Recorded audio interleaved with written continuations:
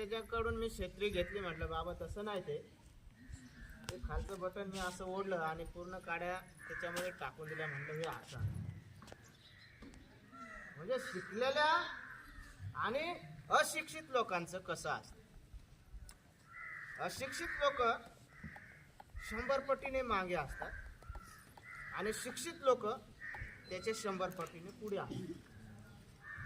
आणि म्हणून शिक्षण म्हणजे फक्त नोकरी नाही, तर शिक्षण म्हणजे समाजामध्ये जगण्याचं एक स्किल आहे, एक कौशल्य.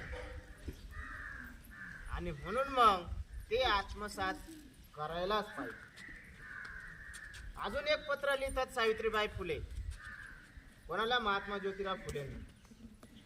अजून एक पत्र लिहितात की ज्या वेळेस 1896 मध्ये देशामध्ये, आता सरांनी सांगितलं त्यांच्या भाषणामध्ये, काय आला होता? दुष्काळ, खाण्याचा दुष्काळ होता.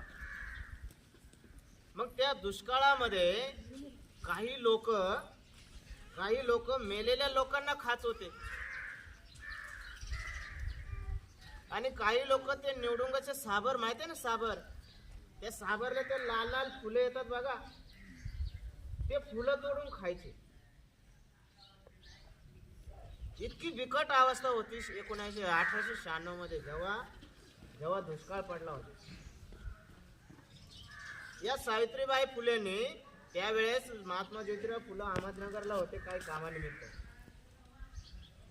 आणि या सावित्रीबाई फुलेने त्यांच्या घरातील जे काही होतं, जे काही असेल नसेल, ते सगळं बाहेर काढलं आणि सगळं लोकांमध्ये वाटून दिलं.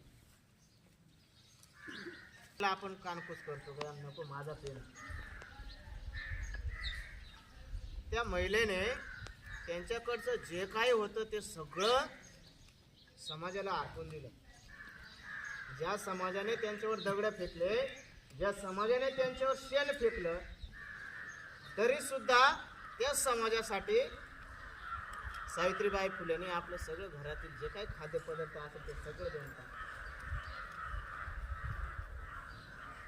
अशा सावित्रीबाई फुले भारतातील पहिल्या महिला शिक्षिका. आता भारतामध्ये 2 बालिका दिवस म्हणून साजरे केले जातात. महाराष्ट्रामध्ये 3 जानेवारी, जो की सावित्रीबाई फुलेंचा जन्मदिवस आहे,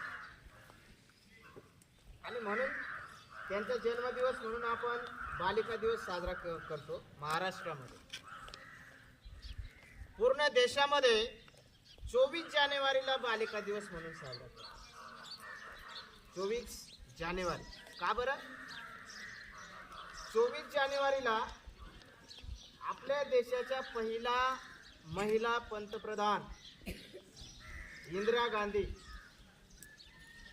यांनी 24 जानेवारीला त्या गादीवर बसल्या. पहिला महिला पंतप्रधान म्हणून शपथ घेतली 24 जानेवारी. आणि म्हणून मग त्या दिवसापासून पूर्ण भारतभर 24 जानेवारी हा दिवस सुद्धा बालिका दिवस म्हणून साजरा.